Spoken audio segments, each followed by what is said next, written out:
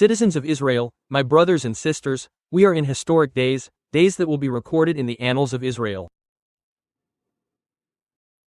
In Operation Roaring Lion, our roar is growing louder and stronger. We are striking the terror regime in Iran. We are hitting and striking its proxy, Hezbollah in Lebanon. Through unprecedented cooperation between Israel and the United States, we have achieved tremendous accomplishments that change the balance of power in the Middle East and beyond. These achievements establish Israel's position as a stronger power than ever before. And this dramatic shift in our power, against the power of our enemies, is the key to securing our existence. Items for just $6.95 with Macca's McSmart Threats meal. rise and threats fall. Seabus Super. But when we become a regional power, and in certain fields a global power, it is within our capability to ward off dangers and secure our future. In 1993, I published an article in one of the newspapers and wrote, "The greatest danger to Israel's existence does not lie in the Arab countries, it lies in Iran." Since then, for over 30 years, its murderous regime has indeed acted to harm the United States and the West, but primarily it has acted to advance its plan for the destruction of Israel. In this video, I'll be sharing with It did this on 3 levels. First, it built an axis of evil with a coalition of terror of Hezbollah, Hamas, the Houthis, the Assad regime, and others. The second level, it acted to establish an array of tens of thousands of lethal ballistic missiles. And the third level, it acted to develop atomic bombs with the declared goal of wiping us off the face of the earth. Well, it will not do so. As Prime Minister of Israel, I led many open and secret actions that hindered Iran and diminished its capabilities. But at the same time, we built our own capabilities, our technological capabilities, our political capabilities, in order to strike Iran with force and ward off the threats from us. All these efforts converged into the War of Revival, into Operation Iron Sword, and now into Roaring Lion. In the War of Revival, we severely damaged the axis of evil. It is still there, but with much diminished capabilities. We are committed to completing the task, to bringing security to all citizens of Israel and especially to the residents of the North, as we are doing and will continue to do for the residents of the South. Hezbollah feels the heavy hand of our strength, and it will feel it even more strongly. It will pay a very heavy price for its aggression. In Operation Iron Sword, we also broke through, for the first time, to extensively damage Iran's massive missile stockpile and its factories for producing additional missiles. We did the same regarding its nuclear project, including targeting its top Iranian scientists. They were the ones who led the development of the atomic bombs intended to destroy us. They are no more. We also struck a few more now. After Iron Sword, President Trump and I warned the tyrant Khamenei. We told him, if you try to re-establish your death industries, we will strike you with a force you have never known.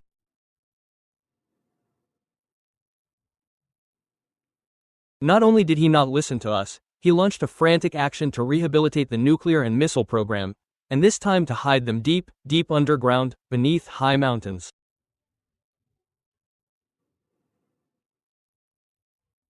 If we had not acted immediately, within a few months Iran's death industry would have been immune to any attack.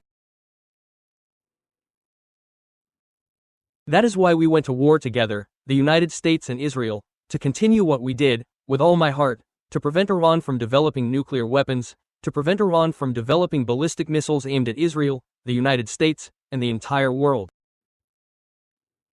This is our goal. In a short time, we eliminated the tyrant Khamenei, as well as many senior officials in the terror regime.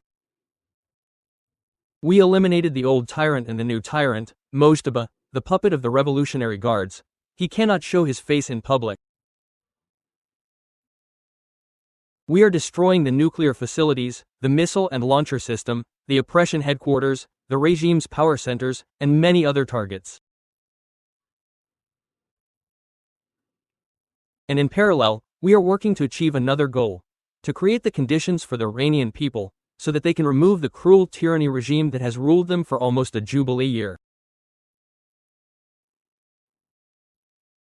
We are dealing crushing blows to the Revolutionary Guards and the besieged, both in the streets and at checkpoints, and the hand is still extended.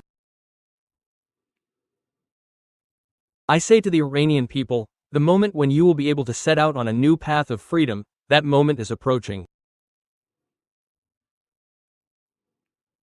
We stand by your side, we help you, but at the end of the day it depends on you, it is in your hands.